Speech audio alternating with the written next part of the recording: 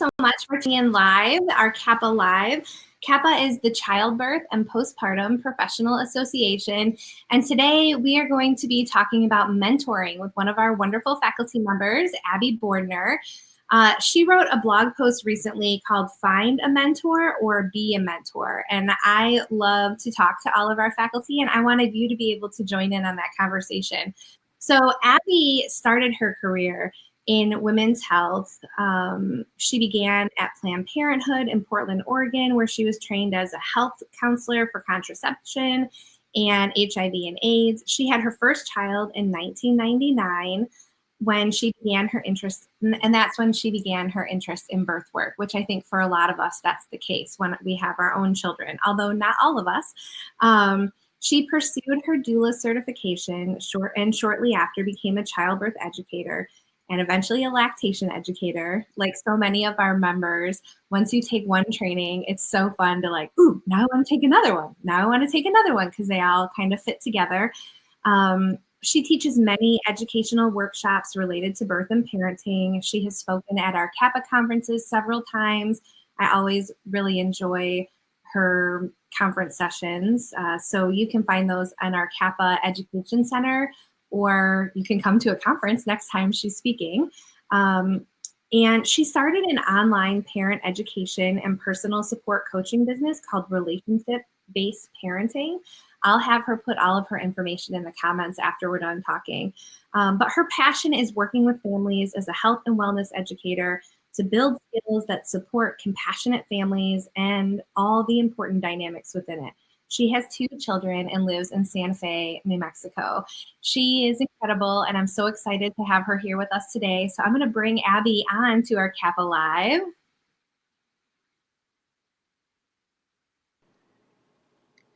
Hi, Abby. Hi, Jill. Thanks so much for joining us. Sure, it's great to be here. I am so thankful for technology that I get to see some of you faculty. I'm in Michigan, you're in New Mexico, and it's like we're in the same room. Oh, it is. It's great. So let's talk about mentorship. This is a question that comes up a lot in the doula world. And so I really loved your blog post. I think that in so many ways, mentors have been instrumental in kind of changing how I operate as a person and as a business owner, as a doula. So I was really excited to read your post. And I want to ask you, why did you choose to write about mentorship? Well, as I said in the blog, I had just found several occasions in my life and my kids' lives where pairing up people with a mentor in order to learn something new or make a change, that positive relationship is really part of what helps us to learn something new. And in my work with early childhood education, it's really fascinating that early brain development learning happens in the context of a healthy relationship, that there's a part of the brain that has to feel safe and connected in order to take in new information and put that in a place where it becomes really a positive change in your life. And I think this is actually true for adults too. When we look at brain science in young children, it sometimes translates to similar outcomes with adults, and that stress is something that our brain creates, and stress gets a bad rap, but it actually is our brain's way to increase our awareness and our senses. And it's especially true when we're trying to learn something new. And so when you can regulate, when you can come into a calmer place after you feel stress, that's called resiliency, this emotional resiliency that is so common and critical for success in adults. And so in the context of a mentorship relationship, you develop that capacity to manage the stress of learning something new and regulate into a calmer place where you can assimilate new information. And that just was really fascinating to me. And a lot of the children's programs at schools and in high school, I mentioned in the blog, my son had an opportunity to work with a mentor. And there's so many high school students that really thrive in a hands-on relationship kind of learning that's different than sitting in a classroom and writing a paper and reading a chapter. And so it just got me thinking, if I could provide that for my students, as well as when I'm in a place of needing to learn something new, instead of Googling it or reading about it, I'm like, who do I know that has that information and who can I talk to about it? Because I'm just a social being. And I think in general, a lot of us learn that way.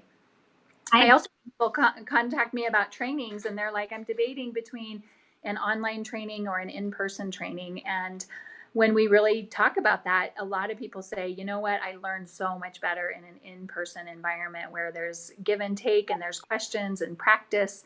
So I think that even our trainings are a mentorship kind of experience. I agree, and I get those same questions in the CAPPA office. We get those same questions quite often. I understand the appeal of an online course that you can just download it and do it whenever you're available, but taking those 2 or 3 days, depending on which program you take, to be with other people who are learning alongside of you, having the faculty member to ask questions, doing things hands-on learning. I mean, you're so right that it really is a much more like rich environment for learning and questions. So while I always tell people like, yes, we do have an online or distance course, really the in-person courses are where I think most people will thrive and learn the most. So I Well, agree. goodness for online learning, because remote people can get access to this information and bring doula work to their communities where there might not be a training. And so I'm thankful that that's available. But for me personally, I always prefer an in-person kind of experience because I just learn it so much quicker and on a deeper level. Yes, it's a lot easier for me to retain when I'm with other people for sure. Mm-hmm. So I see some of our members here watching. So Kim and Priscilla and Jessica, thank you for being here live with us.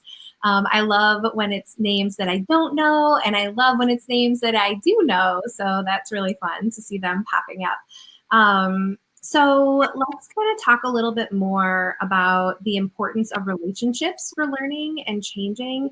Um, can you tell me a little bit more about that? Yeah, it's part of just this. Again, it was something that became really clear to me in my work in early childhood development. And children have this need for what's called co regulation. And that's why they run to us when they're sick or they're hurt or they're scared.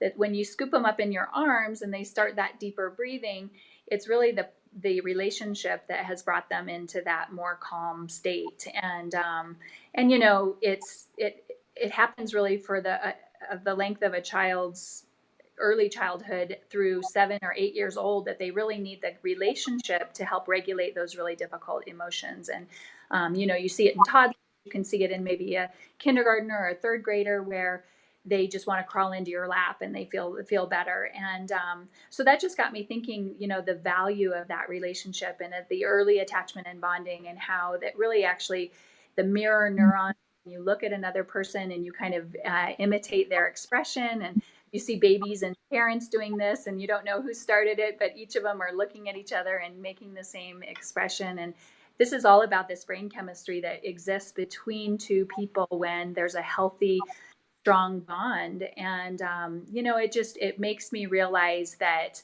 so much of my life, when I really look at what's important and what I value and what I'm grateful for, it's the relationships with the people I have in my life. That's what brings my life meaning and value. And so I just think it's such an important aspect of all of us being able to assimilate new information and make big positive changes in our life. It makes me think of like hiring a physical trainer if you want to get in shape, or asking for help if you're learning how to do something you've never done before. And it makes sense in so many ways, like in sports with a coach, and this whole kind of boom of coaching business, where you can hire someone to help you with your business or with your personal life. And I think it really is based in this idea that when you have someone else who's teaching you, cheering you on, holding you accountable, that mentorship relationship really helps to integrate new information and change. And it also helps to strengthen your experience around it. And so it just got me really committed to the idea that I want to ask for help when I need it, because that's will help me to get what I need and to build my community. And also that whenever I'm available as a mentor to another person, and I say to my students in my classes, feel free to email me or call me, that these kind of the things that questions you'll have are really important, and it is valuable to have somebody you can talk to. And I encourage them to look for mentors in their own community, midwives, other experienced doulas, and just build those relationships. That's a way that I think is maybe a female quality that encourages us to build community in that way. And this work is so centered in that nurturing personal, professional relationship that it makes sense that that's how we could all support each other in this work. Right. I love that. And you touched on so many things where I'm like, yes, but Oh, good. really distracting if I was just like, yes, for everything that you were saying. But I really just wholeheartedly agree with where you're coming from. And I think that connection is such a huge part of, just growing. So I everything about the mentorship article that you wrote, I was so excited to have you here today. So tell me a little bit more about that and the kind of mentoring that you do, and also how do you get into the space where you're comfortable asking for help? This is something that I hear from a lot of different people, whether it's trainees that have taken a CAPPA training, or it is just people in general that they have a hard time asking for help. Do you have any suggestions for them, or kind of points that they might think of? I know that that's something that I personally am working on as well. When I'm working on new things, or I'm learning something new, or I'm just feeling overwhelmed, to be better about saying, can you help me with this? I need help with this. So I just wondered if you had any suggestions for anybody who might be listening, since I know lots of people struggle with the asking. Yeah, that's very true. And sometimes if you're a perfectionist, you keep thinking, I'm the only one who can do it exactly the way I want to do it, so I'll just do it. And so part of asking for help is letting go of some control. And that's a good practice to have in your life, to let go sometimes. And if it's not done exactly the way you do it, that's okay. Other people can still get it done, and you can check that off your list. I'm a big list maker, and so if I feel overwhelmed, I like to make a list, and then I put a star by the ones that I absolutely need to personally complete. And there will be things on there that no one else I can't really pass it off. Mm-hmm. But then I look back at the list and say, which ones don't have a star? And is there somebody I could ask for help that could do that easily? Even if it's just, a friend who's picking up her child at school, can you grab mine and I'll meet you later to pick him up? Or can you drop him off at our house? Just little things that getting practice, I think, is nice. And so you might not want to ask for the big help right away that feels overwhelming. But if it's just, can you pick something up at the grocery store for me? Or, oh, I'm going that way, I'll help you. So that kind of give and take, I think, builds relationships and builds community. And even when you could conceivably do it yourself, giving and receiving help, it builds relationships, and that's important to me in my life. So receiving help is really important, because if you're the person who always gives help and always shows up to nurture other people, your friends and family, trust me, really want to give back to you. And it's hard if it's really lopsided like that. So go ahead and ask for help, or take some time to yourself, or ask people to chip in to make your load a little bit less, and they'll be happy to do it. Yes, I agree. I just had a personal experience with that, where my parents were moving some things, and they are so helpful. And as I've been raising, a family with young kids, they always are ready to step in and help me, but they don't ask for help very often. And so I was really encouraging them, like, you're going to have to be walking down the stairs. I have teenagers who can help you. Please let us have this, like, they get that feeling of helping us. And I know that that's something that they really enjoy. And I was like, I would really like to have that feeling too, that it does Mhm. be able to help others. So I was really grateful that they were like, okay, you can help us. Oh, good. They don't ask very often, but they do help others. So I think, anyway, sometimes having those discussions can be helpful too, when there's people to kind of help have that relationship be a little bit more of where you can help each other sometimes. So that story popped up in my head while you were talking. Yeah. Well, and in my postpartum doula program, I talk a lot about for during your postpartum recovery, asking for help, and that is a time that people feel honored to be able to drop off a meal or, bring groceries and it if it helps to really plan ahead and say, okay, I need to plan this for next month, and asking ahead of time, sometimes that feels a little easier and setting up. And I also tell people, don't wait till you're drowning till you ask for help. There's no reason to think I should be doing this all on my own, and I only ask for help when I can't and I'm failing. I just say set it up preemptively. Tell your mother-in-law to come every Tuesday from 9 to noon, and then just don't move that from the calendar. Or, give yourself some time with a help that maybe you don't really need that day, but you just have planned it, and that's okay too. Yeah, I totally agree. I think that's really, really powerful information. The planning ahead and not waiting till you're drowning. Huge. Yeah, Um, yeah, why couldn't I have heard this 10 years ago, 15 years ago? Um, that feeling of thinking that we need to do everything ourselves, I think that can be a really common feeling. So knowing that that's not the case, we're so right. much stronger together in so many different realms, parenting, doula work, all of those things. So um, speaking of doulas and educators, which of course here at CAPPA, those are the trainings and the certifications that we offer. Um, this is a question that comes up a lot. So I wondered if you could talk a little bit about the idea of mentorship after a training, Mhm. or and then maybe a little bit about shadowing as well, which I think sometimes those two words can kind of overlap for some people. They, at least when I've been asked questions in the past, they'll say like, I'm looking for a mentorship, and what they mean is I really would like to go to clients with you or sit in a class that you're teaching.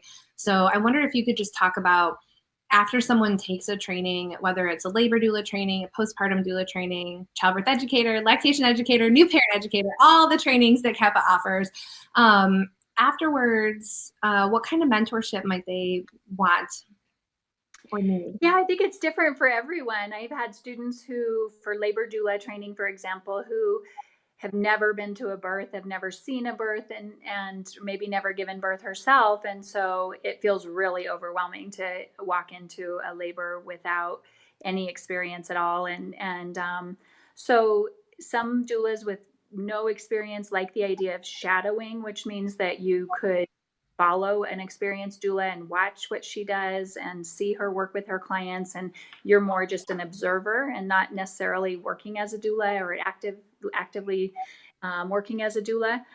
Sometimes I've seen shadowing arrangements work out where both doulas are kind of working together, and you actually practice some things.